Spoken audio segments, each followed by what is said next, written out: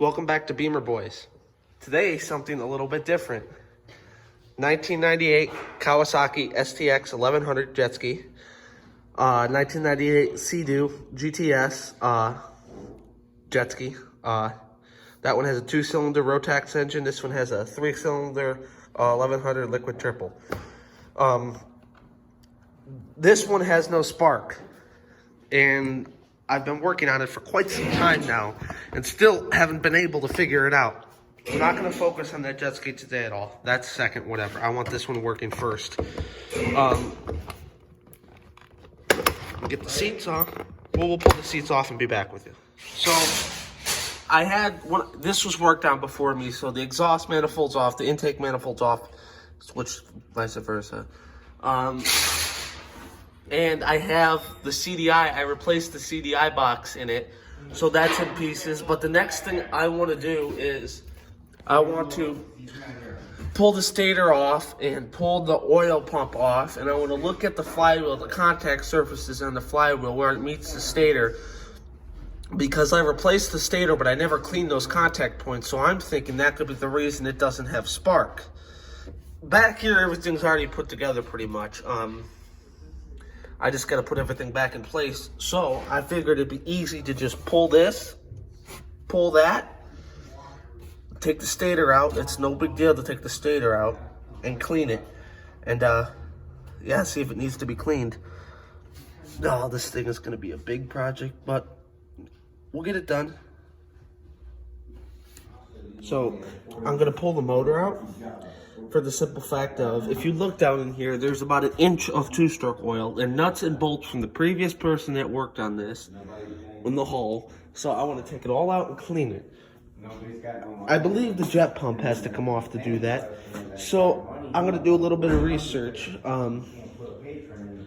and go around, and we're going to do pictures of all the other jet skis and show all this stuff and work on it, and we're going to see if that jet pump has to come off. But I disconnected most of the electrical connections for the CDI box, which is pretty self-explanatory, being the fact that they can only go one place, so they're not that hard to put back on. But to disconnect the throttle, you back this nut off and you pull it all the way. It sits in this bracket like this. You slide it in like this, like so this cable pushes in here, and it sits up in there like this, and there's a nut. Actually, you got to take this nut off and it's got to go on the other side, but you tighten these two between these two washers and it sits in there. And there's this bracket on here for that, for the throttle,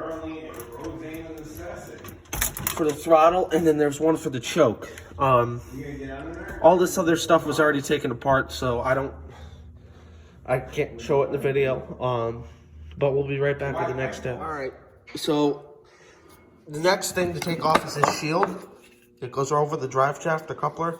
2 10mm bolts with the washer. Careful, don't drop the washer. And then that reveals this part of the drive shaft, which I do believe all I got to do is take the motor mounts off and pull the motor off, and I believe everything else is disconnected except this oil line here, and then this other line I was talking about for the choke. That has to come off, and I'll tell you what size bolts those are. And then I think after we do that, it'll be golden. It don't really matter. I'm cutting out the well, I'm gonna put a block off plate and run premix in it because I don't want to burn up any of the cylinders. So let's go take a quick story on this thing. I wrote on it when I was younger. I'm gonna say about 8 years old. And then one day it got no spark and it got shoved in a barn or a boat place for about 5 years or more than that, and it was just never touched. I got it out, started fixing it, put a battery in it, then no power to anything else. So the CDI box was corroded and all destroyed inside. Bought a new CDI box. Fixed that, it would crank. Starter was bad, put a new starter in it. And then put a stator on it because it still had no spark. And then we're back to this. So, I mean, the ski needs a good amount of work. But it's I like it. It's corroded. It spent most of its life in the water. But we're going to fix this and get it all nice back to the way it should be. But it's got body damage a little bit, dents, scratches, and dings. But it's nothing we can't fix.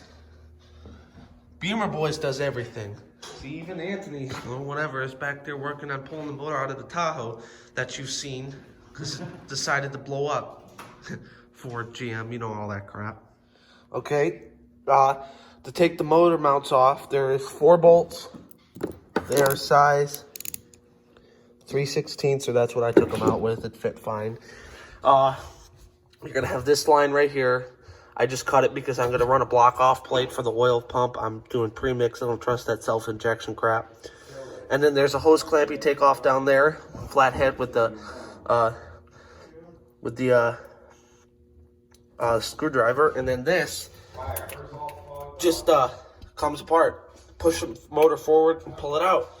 And I believe that's all that's left until pull this baby out of here. Except I do have to disconnect that line. Let me grab a wrench and I'll tell you what size that is.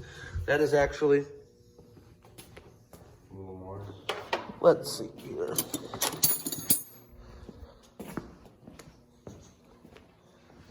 When we get our valve cover, we'll be leaking oil, right? Bigger.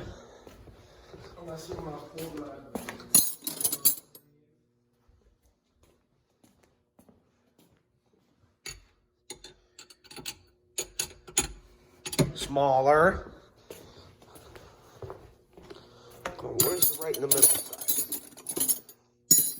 Where is the right in the middle size?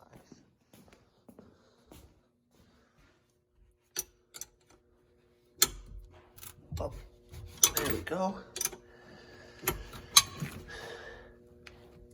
Jet ski mechanic struggles.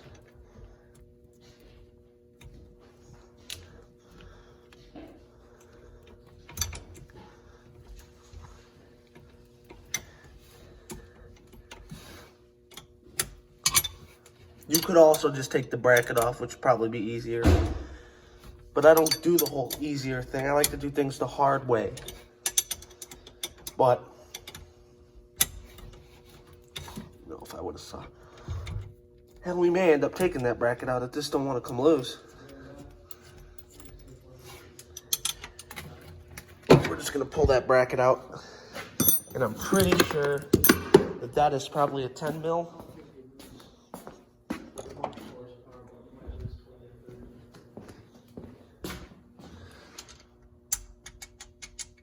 Take that off with a 13 mil. All right, get that off, and the next time you'll see this is baby will have the motor out of her. All right, guys, we got the motor pulled out, but I got some bad news. Somebody could bring me that shop light that was just around here. I don't want it. I called about that Jasper. Let me grab it. Let me grab that shop light. Call me back. Where is that flashlight? Right here.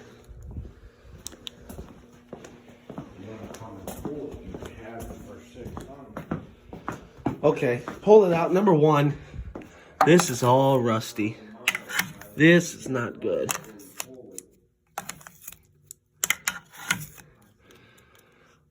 Number two, let's take a look at the cylinders. The cylinder wall on number 2. The cylinder wall on number 2. The cylinder looks okay. The cylinder wall looks okay. The piston on number 3, I mean, it looks okay. Looks like it could use redoing. But look at cylinder number 3. That's bad. That's like really bad. And it just sounds bad. Let's look at the cylinder itself. Oh yeah. I don't know. We're going to run a compression test on it tomorrow, and that'll give us some answers. But then we go over here to the ski. Now, the nice thing about these Kawasaki jet skis is if you can't go out running on the water, you can always sit in the engine compartment and swim in the oil. Look at that. That's bad. The hell kind of mess have we got ourselves into here, boys? I need to come over here to where'd those Suburban lights go? Where'd they go? They went in. Oh, you want to show the fucking noodles? Back seat. We got some sort of special. This was kind of a special shop. No, you gotta go on the driver's side. Oh. Well, this is kind of a special shop. What we got around here is, got ourselves some headlights. But wait! If you look inside the headlights, there's spaghetti noodles! GM started doing that in 2003. That's when it started becoming big. Oh, look, there's even more in this one. Makes it look cooler. Run down the road. But anyways, guys, let me know what you think about that. That kind of hit a roadblock for me. Oh, and one other thing. I bought a stator on eBay. But I think a guy scammed me. That looks kind of bad, doesn't it?